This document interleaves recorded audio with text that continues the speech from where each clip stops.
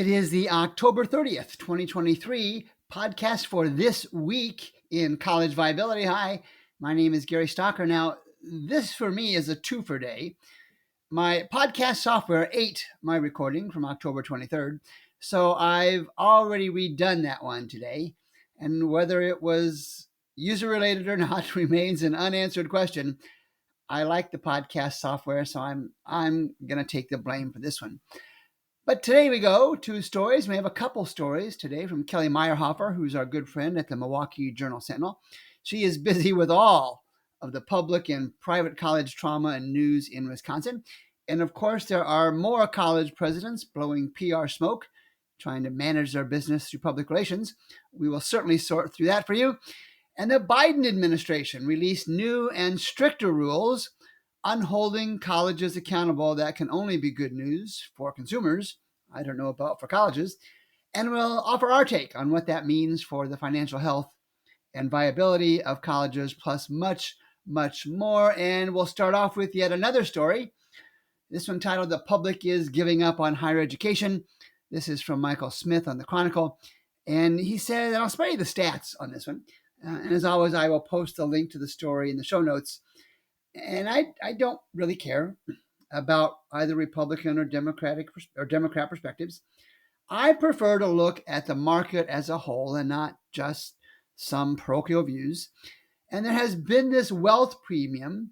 Wealthy people do better in college, get into better colleges. That has shown time and time again. It's been shown time and time again that it's really not going to substantively impact higher education, in large part because the absolute number of those students attending these rejective, some call them selective colleges, like Harvard and Yale and Southern Cal and many others, is really just a small percentage of the total college attending students. But Smith goes on, he talks about the major music and movie studios and why have they had, comparatively, in the last many years, so much success. And he thinks it's because they have a stronger sense of their mission. And he cites the case when digital disruption initially hit the music industry. It's been a couple of decades now. The leaders of that industry opposed it. And they saw, he says rightly, but they saw it as a threat to their model. And their model back then was selling the CDs or DVDs at $20 a pop, whatever the case may be. But at some point, these leaders of both the music and movie studios realized that their model was different from their mission. And their mission was creating great entertainment and getting that entertainment in front of an audience. And Michael Smith goes on to add that new perspective for music and movies. That new perspective really changed everything because these leaders realized that the new technologies, not online, but music streaming and video streaming, the new technologies supported their mission, even if it threatened their old model. Now, he adds that many of his colleagues oppose online learning because they see it, just like the movie and music folks did, they see it as a threat to their model of education. And they're right, it is a threat. But I would offer, and Mr. Smith does as well, that they're not really thinking about their mission, which is creating opportunities for learning for as many students as possible. I'm quoting Mr. Smith, to discover and develop their unique talents so they can use those talents to make a difference. And if the new technologies he offers disrupt the old way of doing things, but allow us to advance the mission of higher education, which is teaching people stuff, then do it. And he's right. Higher education's mission is to educate. It's not, the mission is not to stand in front of a classroom and talk about stuff. And it's a great analogy. And when other industries, as Mr. Smith so capably puts, when other industries have faced changes in the marketplace, they have recognized their true mission and adjusted accordingly. It's reasonable to suggest that higher education is not even close to doing that, and that's an issue. And on to stories. And we'll have our first story from Kelly Meyerhofer, again, an excellent reporter at the Milwaukee Journal Sentinel. And this story is with University of Wisconsin campuses in West Bend and Fond du Lac closing. We talked about this last week. Students and staff are stunned and scrambling. Time and time again, we see these stories across the country, mostly with private colleges, but on occasion with public colleges. And so she writes during a University of Wisconsin, Milwaukee at Washington County orientation. At the start of the semester, Ms. Meyerhofer writes, an administrator fielded questions from panicked parents who had read the headlines about the small campus's uncertain future and a potential merger with a local technical college. The administrator said it wasn't something that we had to worry about, recalled a student by the name of Savannah Petrie. And this is exactly why students and parents and faculty and staff and communities kind of need their own fiduciary. College leaders either don't know what's going on, I don't know if I believe that or not, it's possible, or they won't share the critical data that stakeholders need. I absolutely believe that's the case. Or I guess we can raise the inevitable question about how forthright and accountable they are for such statements as, we have nothing to worry about, and now they've closed the college. Ms. Petrie, the student we referenced, indicated she would have never enrolled at this college, University of Milwaukee in Washington County, had she known about their financial distress. That's sad. And how many other students enrolled at classes this fall and last fall and for next fall, and their colleges already know they can't survive? I truly believe this will be an educational pandemic of sorts in the next few years. And Ms. Meyerhofer, in her story, has a chart that shows really the same data trends that we have in our college viability app. And that downward trend for this college started in at least 2014 and slid toward the bottom of the data mountain from about 2018 to now. What does it take for these college leaders to see these trends? Do they not feel some obligation to their students? And I know this is a public college scenario, but in my experience, it doesn't matter, public or private. They're just not sharing the trends. And Steve Wildeck, who spent 25 years, part of the same story, in the Milwaukee Journal Sentinel, working 25 years for University of Wisconsin colleges. Mr. Wildeck is distressed, and he's distressed because the public has not been informed about the data trends, just like I said.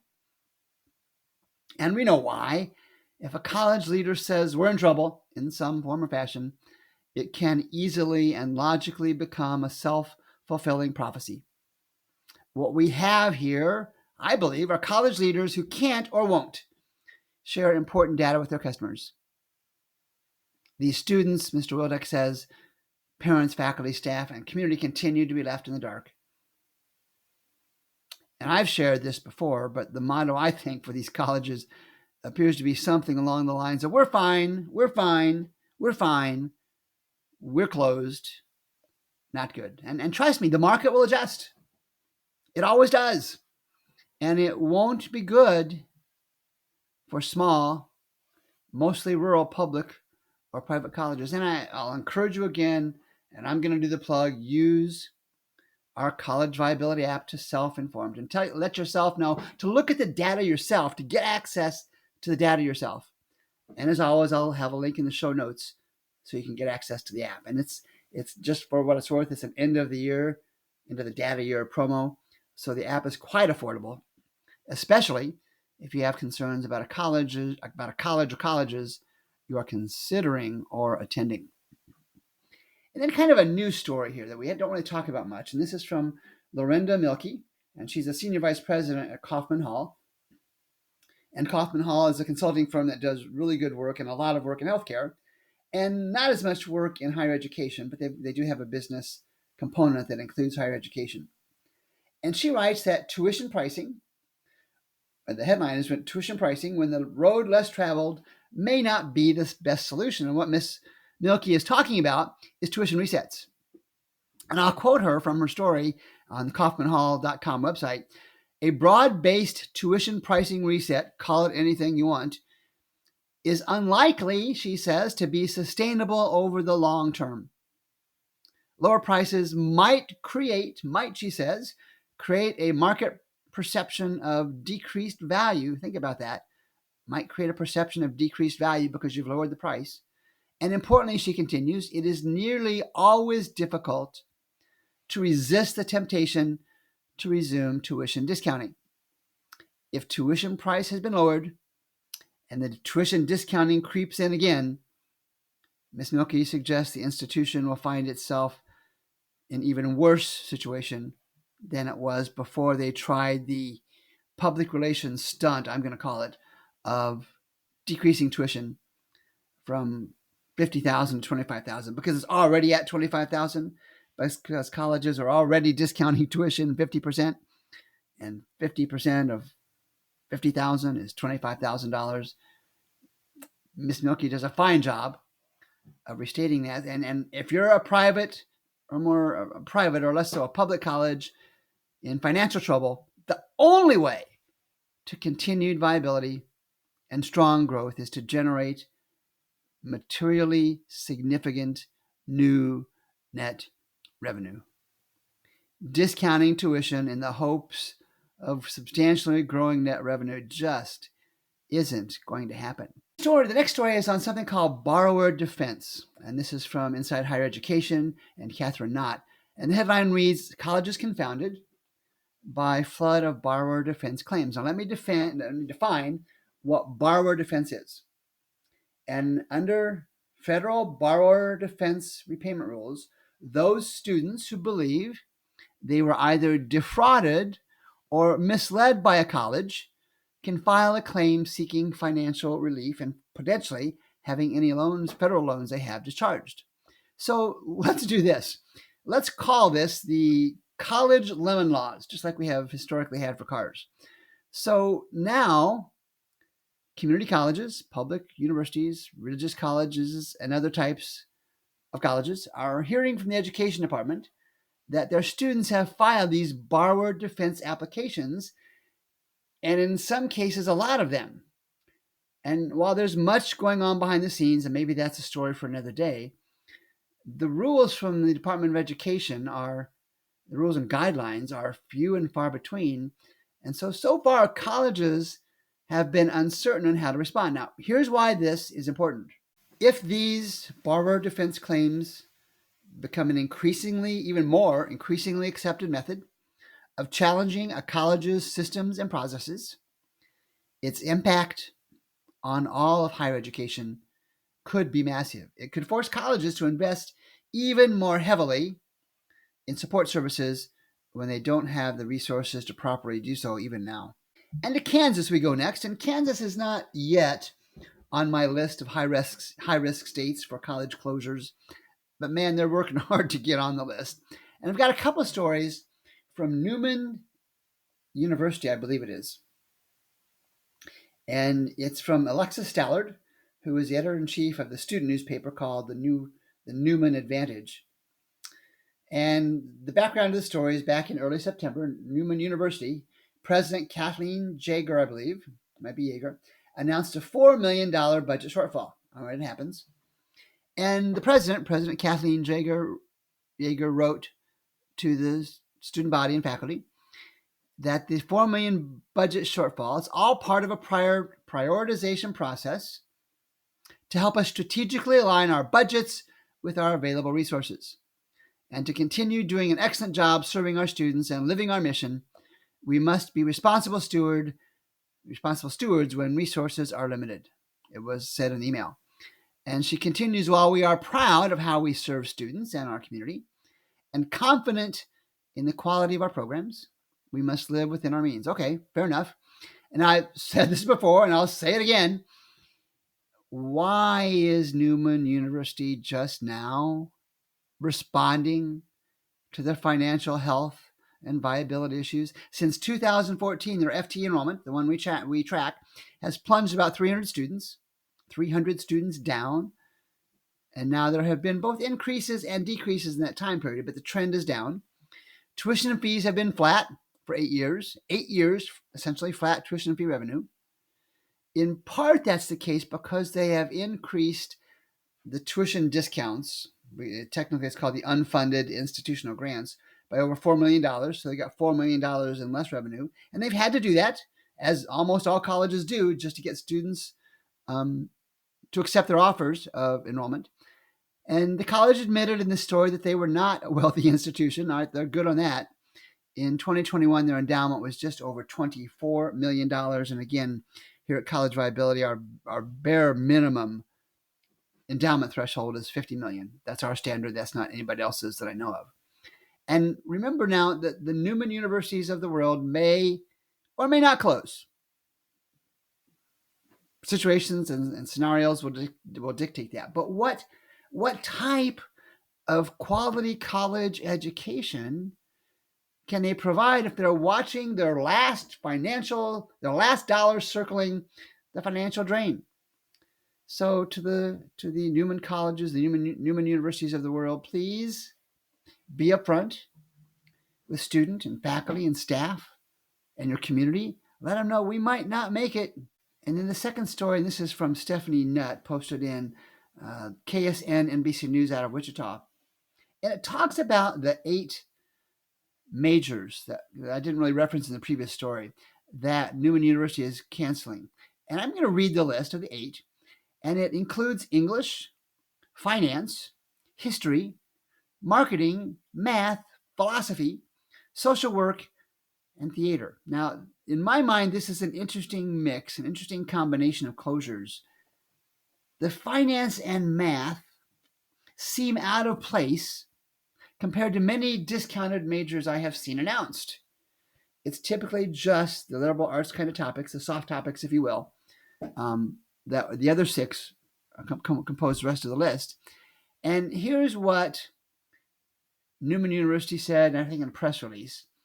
So PR garbage up front. Despite the rich history and contributions of these programs, the realignment is essential to maintain a commitment to academic excellence. I just can't believe that stuff. And to ensure the sustainability, no way, I say, and relevance of Newman's academic portfolio. So I guess finance and math are not relevant for Newman's graduates. I don't know. The university is creating a skill-based program, it goes on, like their MBA in data analytics, specifically targeting companies in their region who are looking for new hires with those kind of skills. All right, that's fine. And they will use other programs at Newman University like biomedicine and agribusiness to partner with campuses in rural areas. And this will give more students the chance to get a 4-year degree. And as I've said before, the only guarantees for starting up new stuff, whatever it may be, is the absolute certainty you will incur additional fixed startup costs.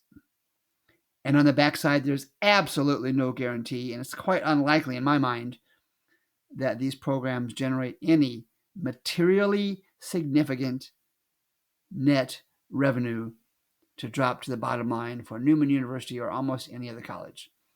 And I'm being calm here. Once again, why are we waiting? College leaders, Newman president Kathleen Yeager, board members, these negative trends have been forecast and actual for many years. Too long, too slow, and it's not going to work. Geesh. And let's now talk about that education department and their stricter plan for college oversight rules. I'm referencing a couple stories here. One is from the actual release from the U.S. Department of Education, and the other is from Jeremy Wolf, I believe in the Chronicle. I'm sorry, in Higher Ed Dive. Jeremy Bauer-Wolf in Higher Ed Dive. And let me read from the release. The U.S. Department of Education, and I'm paraphrasing here, debuted a sweeping regulatory package Tuesday fortifying federal oversight of financially unstable colleges, including broadening the circumstances in which they must supply the government with a letter of credit when they're in trouble. And the release goes on to say this new set of rules improve accountability from colleges for colleges it deems predatory or high risk for students. The new rules also contain significant new consumer protections, the release says, like mandating colleges provide clear financial aid offers that actually and easily understandable language that breaks down the cost of attendance by types of available assistance. And that's, of course, grants, loans, discounts, all that kind of stuff. Notably, and this was interesting, I thought, the regulations forbid institutions from withholding academic transcripts of students who paid for their college education with Title IV financial aid. All right, we'll grant the government the capacity to write those rules. Here's my question: who's going to determine whether those funds for which the academic transcripts come were paid with Title IV financial aid or not? I have no idea how that works. I'm hesitant to believe that's going to be easily doable.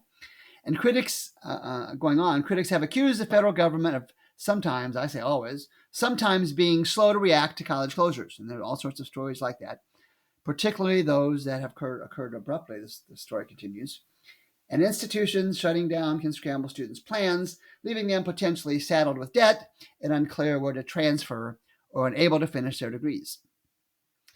One part of the new rules forces financially shaky institutions, doesn't define that, to provide the education department with a letter of credit. All right, fair enough. The events include a declaration of financial exigency. Now, let me offer my definition of that. Financial exigency is essentially a declaration, hey, we're probably not going to make it. So a college could also run into trouble if it earns a failing financial responsibility score from the Department of Education's own data. Now, all right, they have to put that in there, but the Department of Education's scores use data that is easily manipulable and is old. And too much higher education data is a year or two old, but that's not a good rule because colleges with good, it's kind of called DOE scores, have closed because the scores are not reflective of a college's true financial status. So what's the bottom line? This is going to impact both students and colleges. The students will start becoming more aware of the risks of choosing certain types of colleges. And the colleges themselves will have to contend with the possibility of their bad finances more readily becoming publicly available, and all of the negative consequences that entails. Now, here at College Viability, we try and give you access to that anytime you want it through the different versions of our College Viability app. The government's trying their own route. You can go whichever way you choose. Mine is timely. Theirs is not. And then finally, the second story from Kelly Meyerhofer back at the Milwaukee Journal Sentinel has to do with Carthage College professors who were told to teach more without additional pay.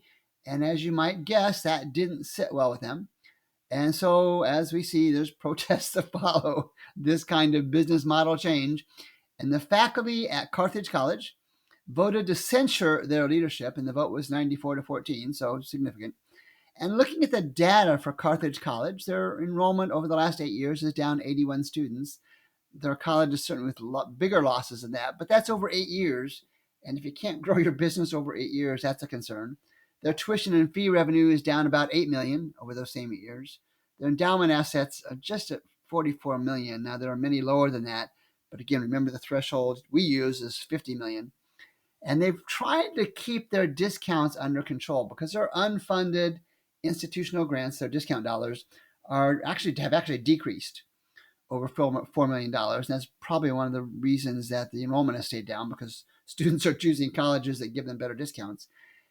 And interestingly, at Carthage College, they're doing more than a decent job of graduating students. Their 4-year graduation rate has gone up from 54% in 2014 to 61% in 2021. And again, our threshold is 50%. And their 6-year rate is 61 and 68%. Our threshold is 70%, so a little bit below that. But there are way too many colleges with numbers a lot worse than Carthage College. Now, of course, nobody wants to work more for the same compensation. And so here's what the administration at Carthage College says. And this is from Kelly Meyerhofer in the Milwaukee Journal Sentinel. Under the new policy taking effect in fall 2024, contract faculty will teach 1 additional course every year and 2 additional courses every 3rd year. Tenured faculty would teach 1 additional course every 3 years. Now, I've shared before, I'm an adjunct faculty at a private college here in the St. Louis area, and creating a college course is not easy. It takes a lot of work. Teaching the same course time and time again becomes progressively less challenging and easier to do because you've done the content before. So there's work involved. But it's not really the details of the story at Carthage College that gets my attention. It starts with the less than subtle threat that Meyerhofer reports. The administration said, "We take this step reluctantly and only because we are convinced of its necessity." All right. And this is from the college president, I believe, Mr. Timmerman. This step, the subtle threat begins, this step will also reduce the likelihood that the college will find itself needing to make reductions in an emergency manner. Take that anywhere you want. And again, the faculty expressed their concerns. You and I would too. The details aren't as important, I don't believe, as a precedent. Because what if we start to see this reactionary trend from other college leaders? What if other college leaders determine that directly cutting costs, labor costs and others, is not enough, and that they can actually lower their cost base without impacting tuition and fee revenue simply by changing the work rules? How will faculty react? Not well. How will students react? Probably not well. And will these endless votes of no confidence become even less meaningful than they already are? I don't have the answers, but it's relatively certain that we'll have the chance to revisit this type of story soon. And so we've concluded another trip through the stories and scenarios that are higher education today. And I've shared before, and I'm sure I'll continue to share this, something's going on, and it ain't good. And I truly believe we'll look back at the years 2022 and 2023 in a year or two, 2025, 2026, something like that, and realize, looking backward, that we were at the beginning of what will become a college consolidation tsunami. And I'll be back next week with more stories as I work hard to become the fiduciary, your informal fiduciary for students and their families, faculty and staff, and community stakeholders. Until next week, this is Gary Stocker. Take care.